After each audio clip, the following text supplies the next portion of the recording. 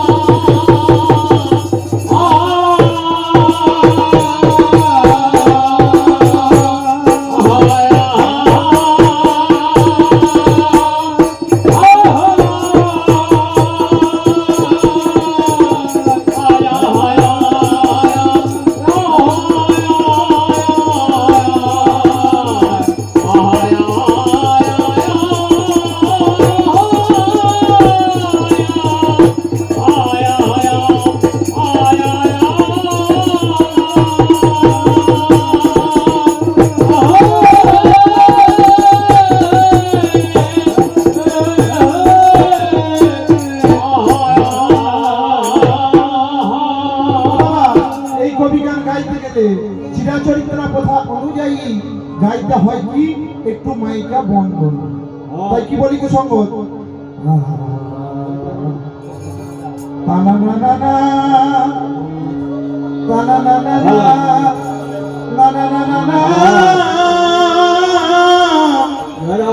দিরে তাইরে না রে দিরে মামা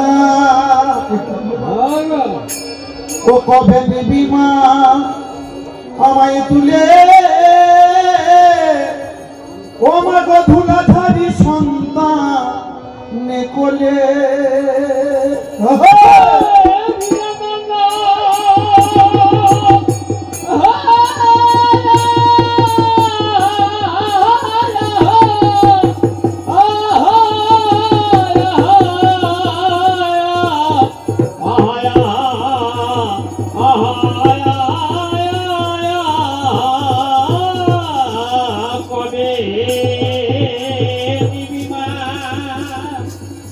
কবে নিবি মা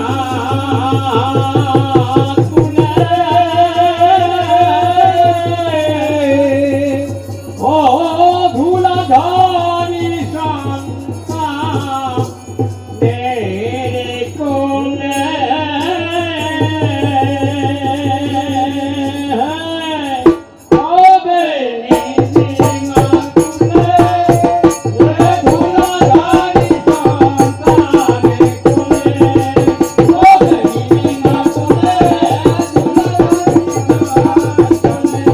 কবে নিবি মা তুলে ধুলাধারী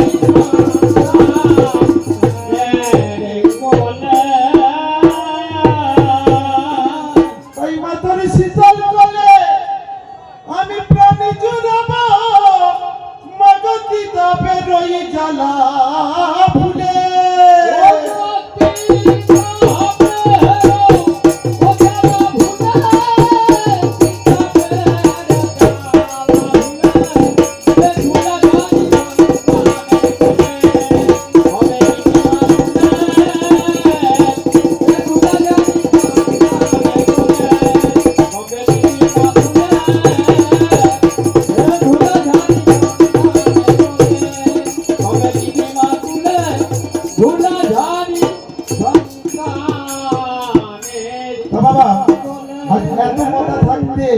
আমি মায়ের কাছে বললাম কি কবে নিবি মা তুলে ধুলাধারী সন্তানে কোলে।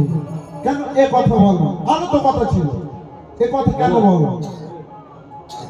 আমি মহারাজ সন্তানের মতো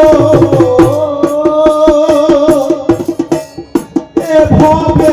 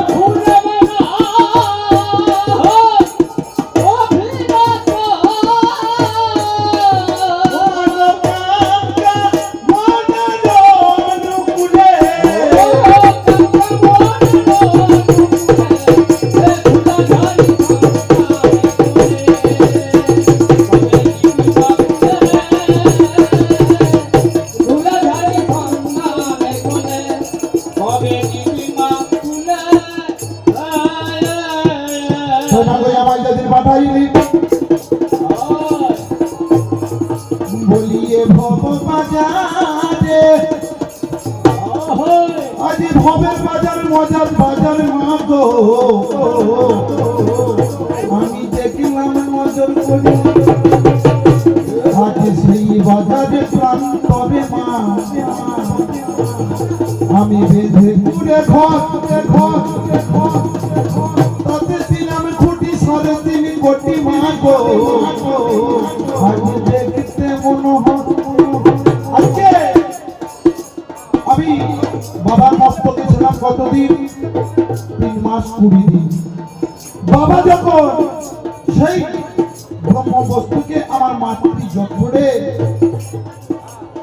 ফেলে দিল তখন কি হলো সেই বিন্দু থেকে সিন্ধু তৈরি হলো সৃষ্টি হলো জন্ম নিলাম আমি এই আমি জন্ম নেওয়ার পর হলো কি বাড়ির পিতা মাতার কর্তব্য কি এই জায়গায় শাস্ত্রকার এক জায়গায় কলম দিয়ে বললেন পুত্রাতে গিয়ে ভাজ্যা পুত্রপিণ্ড প্রয়োজন এর মানে কি সংসারের মাঝে বাবা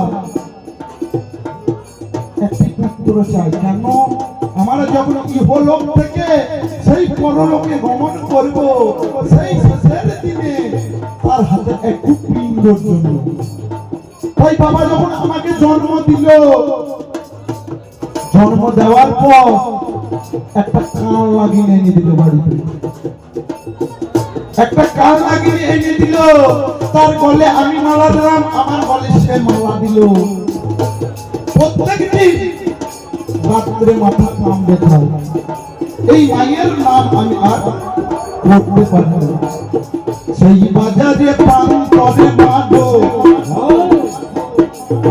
বেঁধে পুড়ে ঘর দিলাম কোটি 3.5 কোটি গো দেখতে মনে হয় 3 বর্গা জানলা কপাল আমি কেটে নবতার সদর গেটে তুই পাহারা রহিল আমার তাহার মাঝে একজন পুরুষ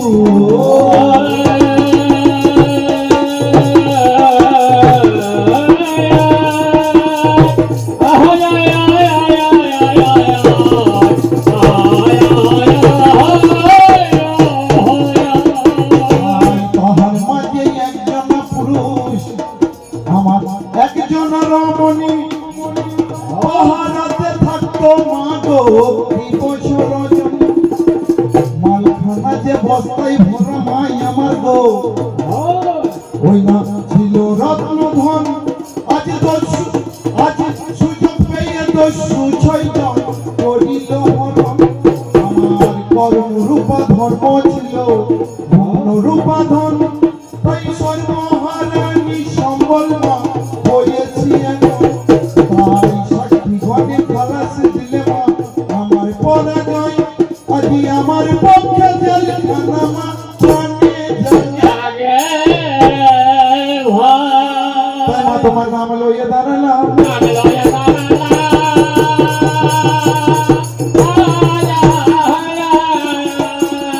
মা তোমার নাম লইয়া দাঁড়ালাম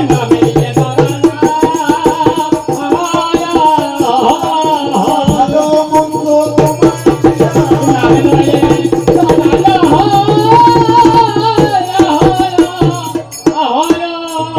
প্রতি জনে জনে আমি প্রণাম জানাই গো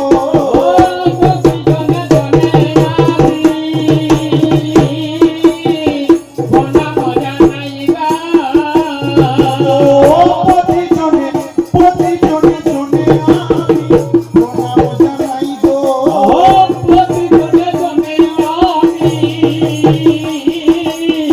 প্রণাম জানাই গো ব্রাহ্মণ বৈষ্ণব চরণ শিরে বলে যাই গো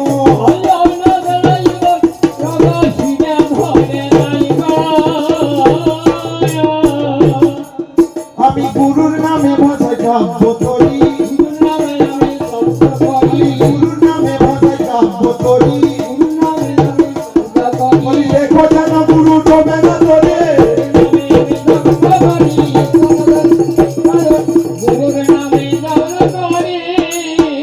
ও বলি যত যত জ্ঞান আছে গো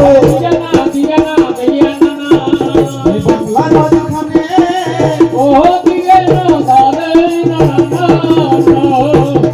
বলি একে চলে জ্ঞান হয়ে থাকে গো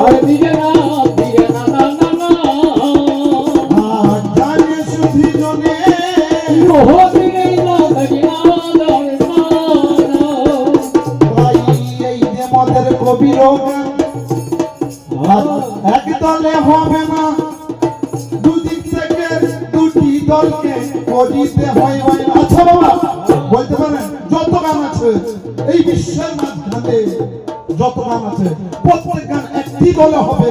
কবি বলুন, কীর্তন বলুন, পঞ্চরস বলুন, বাউল বলুন, কিন্তু এই কবি গান কেন একটি দলে হয় না কেউ বলতে পারবে? কই হাত তুলে কি বলতে পারবে? এই যে মদের কবির গান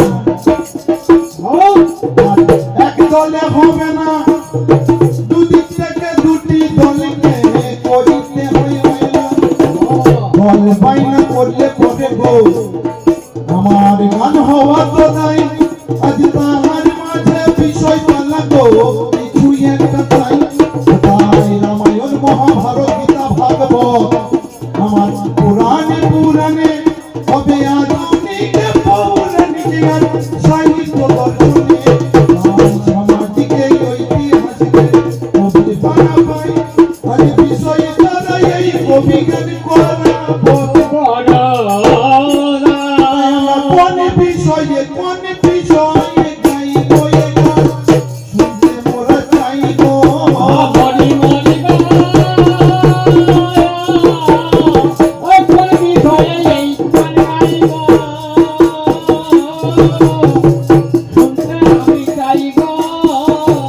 হবে আধুনিক পৌরাণিকে ভারত আছে ভাই গো।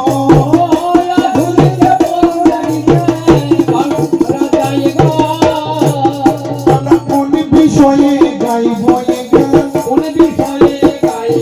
আমরা কোন বিষয়ে গাইব এ গান। আচ্ছা বলুন একটু যুক্তি শোনা।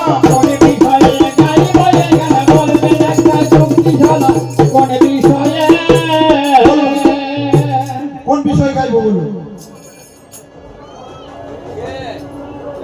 ভক্ত ভগবান আজিপু সেকাল সেকাল।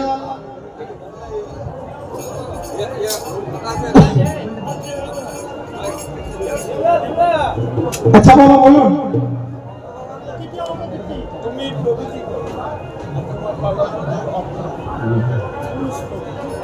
তাই পৃথিবী ছিল প্রলয়কাণ্ড, আমার ছিল না তো ব্রহ্মাণ্ড, অন্য স্বর্গ মতো কিছুই তো ছিল না। আজকে একদিকে দিয়েছেন পুরুষ, একদিকে দিয়েছেন প্রকৃতি। আজকে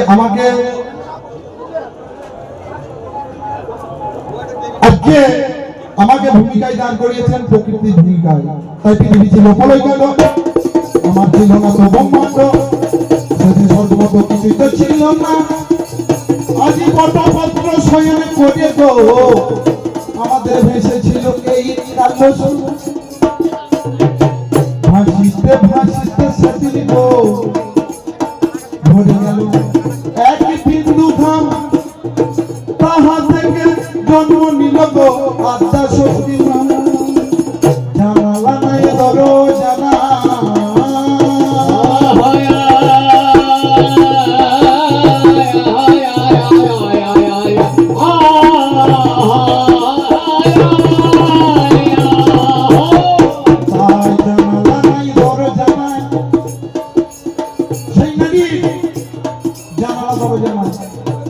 কর্ম হইল। আজ আমাদের ভগবান যিনি গো সেদিন ভক্ত ছিল, একেই আমার দিল সেই দিনে বাম হাতের তর্জনী আঙুল দিয়ে সেই নারীকে আমার কি করলো? ভগবান করলো। যার জন্য এই জগতে নারীরা নাম পেলেন ভগবতী, আর ভগবান করার জন্য নাম হলো পরম পিতার নাম হলো ভগবান।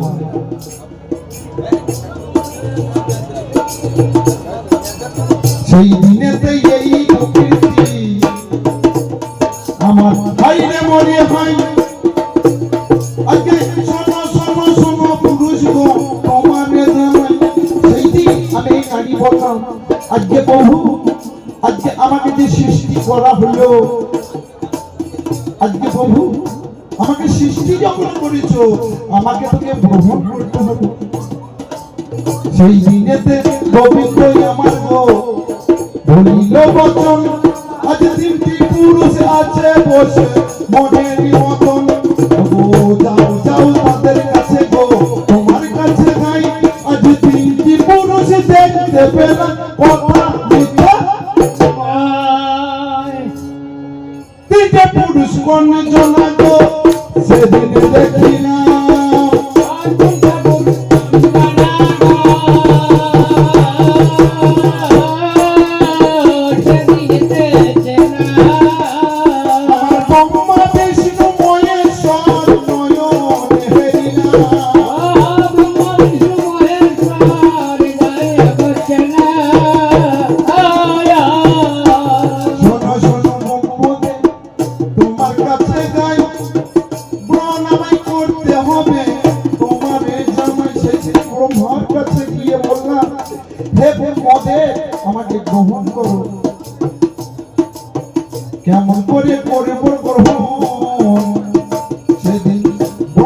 কহিল আজ তোমার রক্তেই আমার জন্ম জানাই কথাগুলো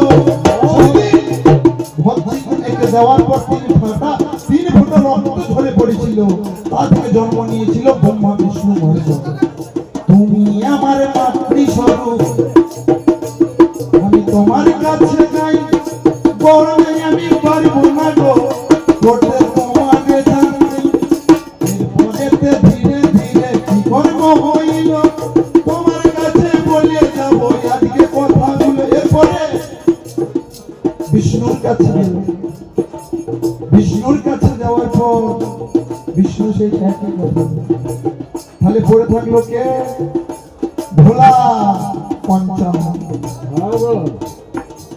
গ্রহণ তোমায় করতে পারি ভোলা যে কহিল যদি তুমি আমার কথা একটু মেনে চলো সেটি ভোলানাথ বলছে তোমায় গ্রহণ আমি করতে পারি যদি আমার একটি কথা তুমি শুনে চলো কথাটি কি বলছে তোমার যে রূপ দেখছি যে দেহ দেখছি এই দেহটা হবে না মা গো তুমি 108 বার যদি দেহ পরিবর্তন করতে পারো তবেই আমি তোমায় গ্রহণ করতে পারবো বাবা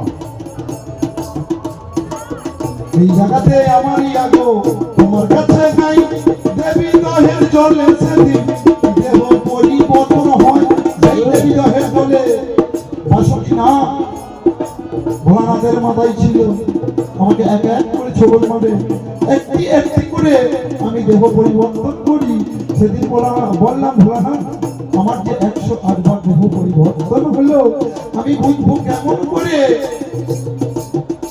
বলছে চিন্তা নাই তোমার কুমান আমি রেখেছি কুমান কি মায়েরা একটু গলায় হাত দিয়ে দেখুন দেখুন এই গলার কুণ্ঠিটা নাই পুরুষদের আছে যেটা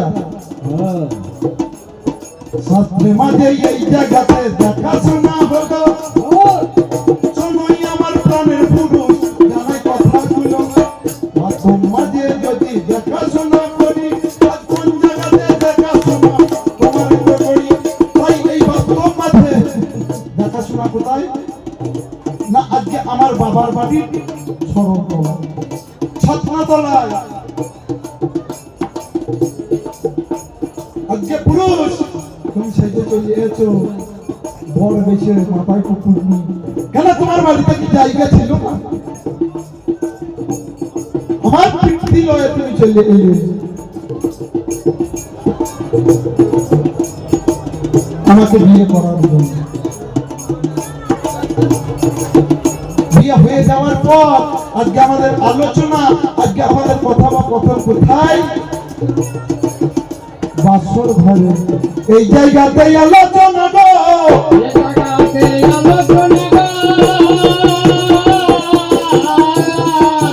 এই জায়গাতে আলোচনা গো জানাই আমি কথাগুলো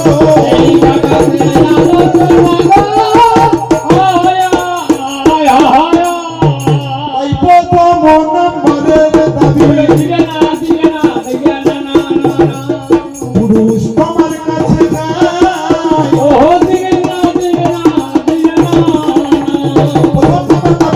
কোথায় এই চারটি যুগের মাঝে বাবা মন দিয়ে শুনবেন দাবিটা কোন জায়গায় আমার চারটি যুগের মাঝে চারটি যুগে তুমি নারীকে কাঁদালে কেন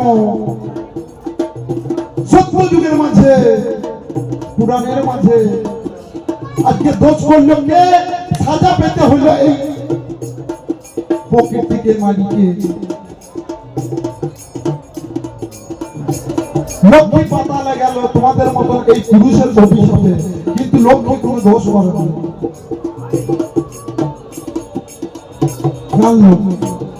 তাই প্রথম নাম্বারের দাবি গো পুরুষ তোমার কাছে গাই যুগে যুগে কেন কাঁদাও নারীদেরকে তাই যুগে যুগে কেন কাঁদাও এবার দ্বিতীয় নম্বরের দাবি গো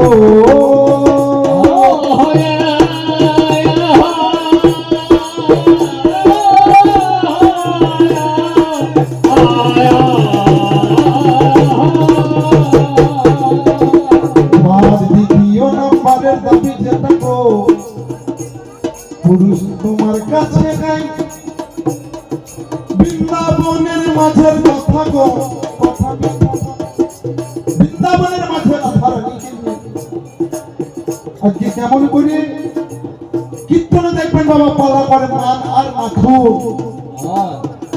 মানকে আমি ছেড়ে দিলাম, মাথুরে চলে এলাম। কিরকম করে গালে বলে গালা গেল মধুপুরে, বলে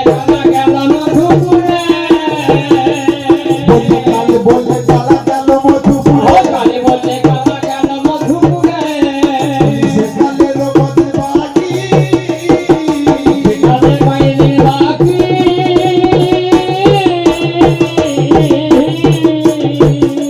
আমার জৈবন সায়রে শরীরেতে বাধা গালাই আছে কিনা দেখি।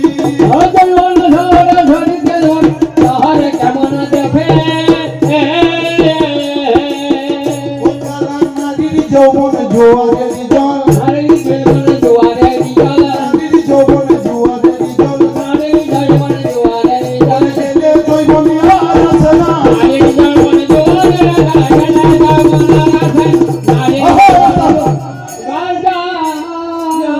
বাবা প্রার্থনা করবেন, যেদিন কংসের কারাগারে মল্লযুদ্ধ আরম্ভ করেছে কংস রাজা সেই মথুরায়, কথাটা বুঝে যাবেন ভালো করে। অপূর্তি দিয়ে কৃষ্ণ আর বলরামকে বৃন্দাবনে পাঠিয়েছে। সেদিন আমরা এই নারী অষ্ট সখীতে গিয়ে সেই অপুরের রথের সামনে গিয়ে শুয়ে পড়েছি যে প্রাণনাথ তোমাকে ছাড়া আমরা যে এই অন্ধকার দেখবো এই শ্রীধামময় বৃন্দাবনে, তোমাকে ছাড়া হে প্রভু আমরা আর কিছু চিনি না হে দয়াময়। তা তুমি যে যেছো কবে আসবে প্রভু, তোমার মাসির সুর কে শোনাবে? যমুনাতে জল উজানি কেমনে বহিবে, কেমন করে সেই মা যশোদা ননি আজকে মুখে তুলে দেবে? এই জায়গায় তোমাকে বললাম হে গোবিন্দ, হে প্রাণনাথ, তা তুমি যে চললে মথুরা, তুমি কবে যাবে? তুমি বললে কি আজ যাব কাল আসবো, আজ যাব কাল আসবো। তারপরেও যখন পরের দিন হয়ে গেল তখন আমি বিন্দেকে পাঠালাম, বিন্দে রে আজকে আমার প্রাণনা এখনো এলো না, আজ বিন্দে তুই একটু গিয়ে খবর নিয়ে আয়। এই জায়গায় আমার প্রশ্ন, তোমার কালটা কবে হবে? তুমি জানো বললো না যে দোকানে লেখা আছে আজ নগদ কাল ধার, ওই লেখাটা প্রত্যেকদিন পড়বেন। কি দাঁড়াবে বুঝতে পারছেন? আজ নগদ কাল ধার দোকানে যদি লেখা থাকে, সেই লেখাটা প্রত্যেকদিন গিয়ে যদি আপনি পড়েন কি পাবেন ওইটা থেকে? হ্যাঁ, এইরকম ভাবে যেন তুমি ঠসাতা করে দিয়ে চলে যেও না। তুমি ভাবে ভাবে একটু বোঝাইয়া বলো,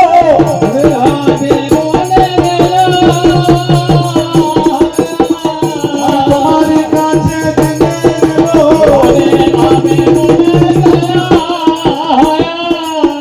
এই পর্যন্ত প্রথম বলা অল্প শব্দ করি,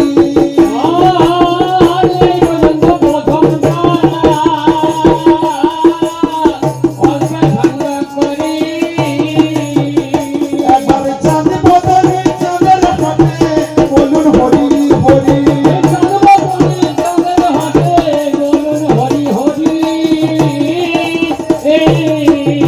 আমার মায়েরা দেবেন উলুধ্বনি, আমার মায়েরা দেবেন উলুধ্বনি, আমার প্রেমানন্দে একবার বলুন হরে।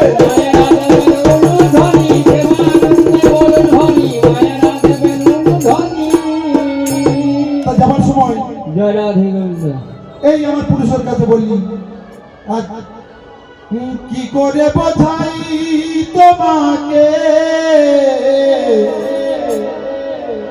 আমার মনের বেদনা, না গো ও পুরুষ কত ভালো আমি বাসি গো তোমার,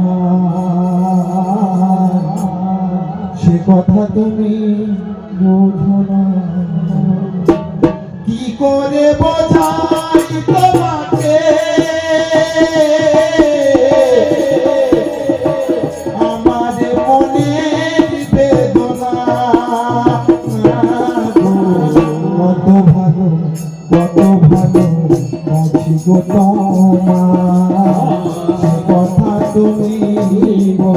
না মাগো, সে কথা তুমি বোঝো না মাগো, সে কথা তুমি বোঝো না।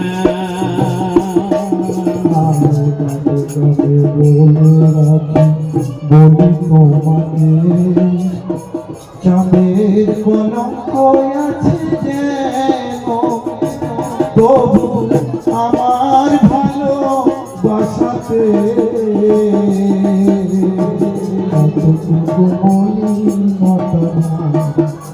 নাই গো, এতটুকু মলিনতা আজ কতকাল বলো এ বিরহ সইব, সাথী হারা পাখি হয়ে তীরে বসে রহিব, কহিব মনে কি কথা,